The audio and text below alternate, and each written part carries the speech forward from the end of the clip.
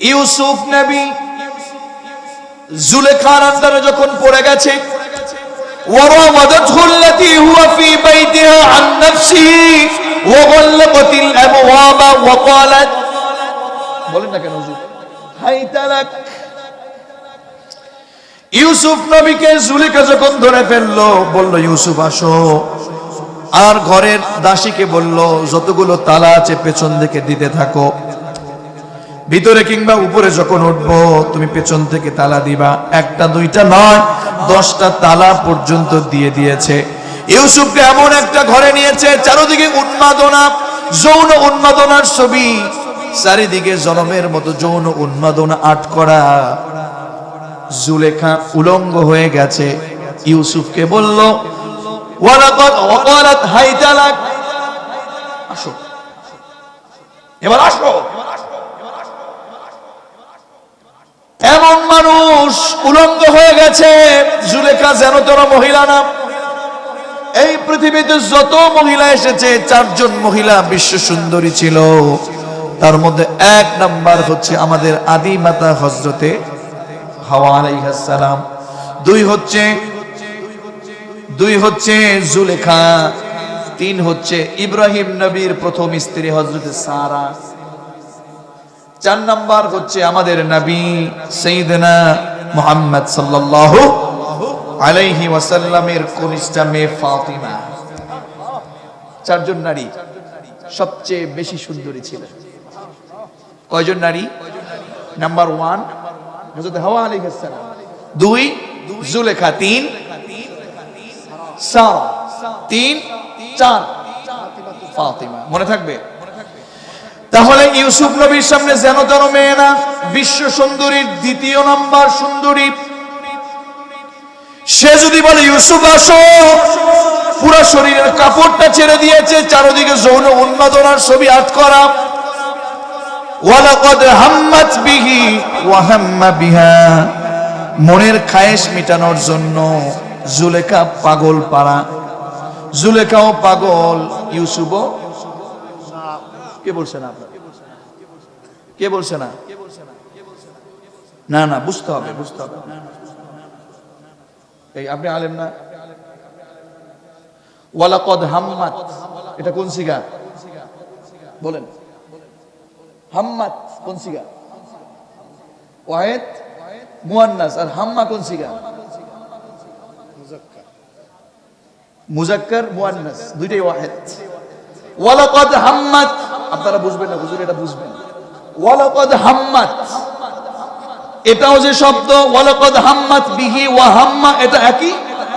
একটা পুরুষের জন্য, একটা পুরুষের জন্য, একটা নারীর জন্য। আমরা তো শুধু হাস্য রসের কথা বের করি, এখান থেকে প্রেম কাহিনী বের করি। আসলে বিষয়টা ওরকম না, এখান থেকে শিক্ষা বের করা। আমি এমনি আয়াতে প্রবেশ করি নাই। ইদা যুকিরাল্লাহু ওয়াজিলাত, ইউসুফ জুলেখাও পাগল, ইউসুফও না বললেন। তাহলে আসক্ত তো জুলেখাও হলো হাম্মাত বিহি দ্বারা ইউসুফ, বিহা দ্বারা জুলেখা। এই তাফসীর করলে কি মান থাকবে বলেন?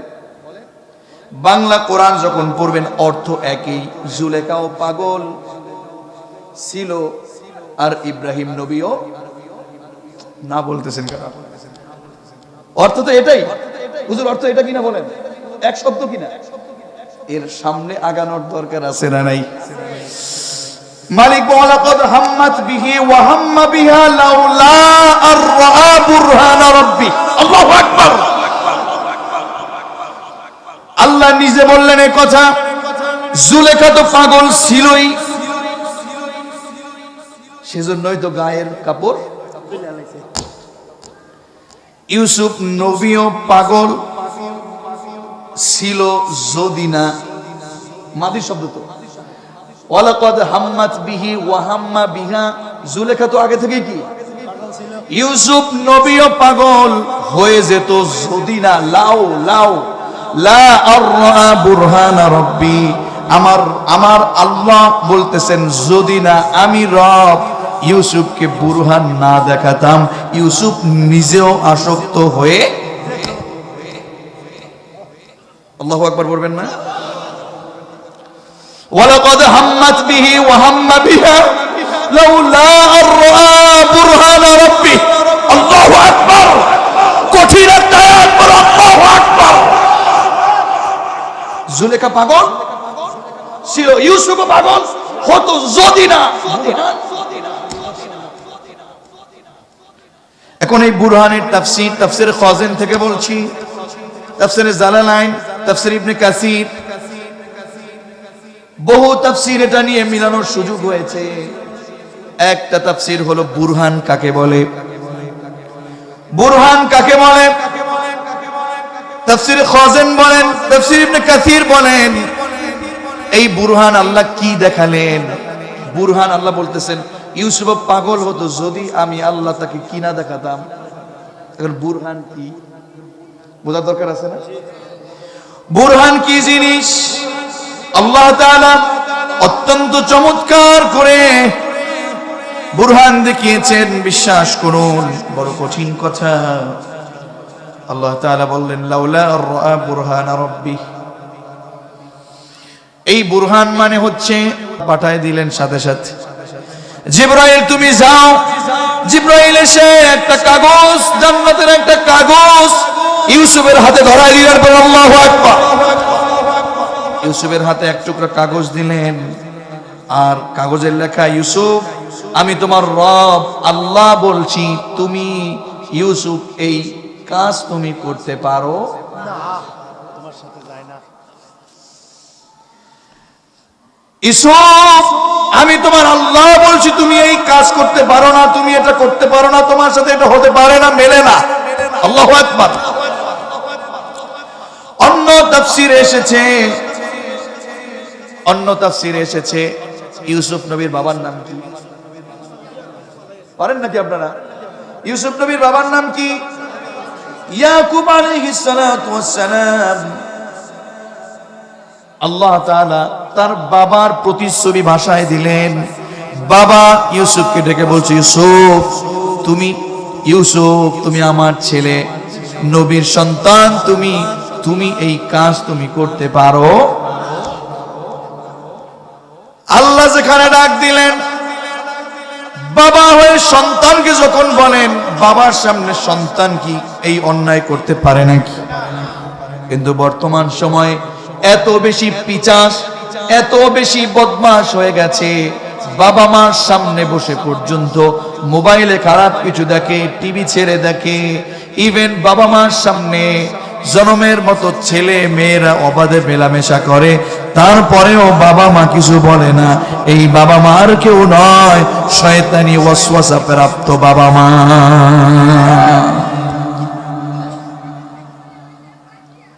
ইউসুফকে বলল, ইয়াকুব নবী বলল ইউসুফ তুমি এই কাজ করতে পারো না, আমি বাবা বলছি। আরেকটা তাফসীরে এসেছে জুলেখার যে স্বামী মিশরের বাদশা আজিজ মেসের, এই লোকটাও ইউসুফের রব। এক অর্থে ইউসুফের রব আজিজ মেসের। আজিজ মেসের তো তাকে ইন্নাহু রব্বি আহসানা মাসওয়াই, ইন্নাহু রব্বি নিশ্চয় সে, রব্বি আমার রব। আমার রব কে?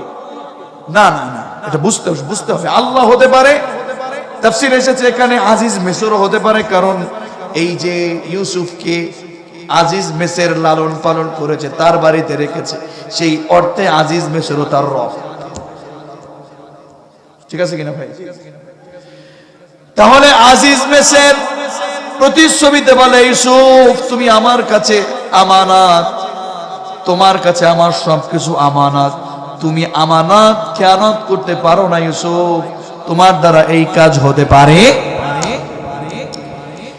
ওয়ালাকাদ হাম্মাত বিহি ওয়া হাম্মা বিহা লাউলা আর-রাআ বুরহান রাব্বি। এই বুরহান দিয়ে কাযালিকা লিনাসরিফা আনহু আস-সুআ ওয়াল ফাহশা।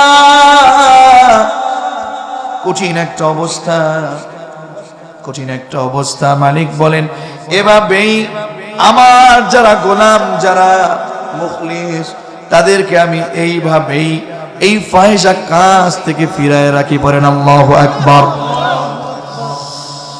আমার কথা হলো, ইউসুফ নবী যখন এই অবস্থায় পড়ে গেলেন, ওয়াকালাত হাই তালাক বললেন, আসো ইউসুফ আসো। ইউসুফ চিৎকার বেড়ে বলে ফেললেন এই বুরহান দেখে, ক্বালা মাআযাল্লাহ। আল্লাহু আকবার। ক্বালা ইউসুফ এটার ফাইল মাআযাল্লাহ। মাআযাল্লাহ। ইউসুফ নবী সাহায্য চেয়েছে কার? বাঁচতে চেয়েছে কার কাছে? হে যুবক, তোমাকে বলছি, তোমাকে অনেক কুপ্রস্তাব দিবে। তোমাকে এই যে ভ্যালেন্টাইন্স ডে, ভালোবাসা দিবস তুমি পালন করছো, এটাকে বেহায়া দিবস ছাড়া আর কিছু বলা যায়? আরে মুসলমানের একটা দিন তো ভালোবাসার দিন হতে পারে না?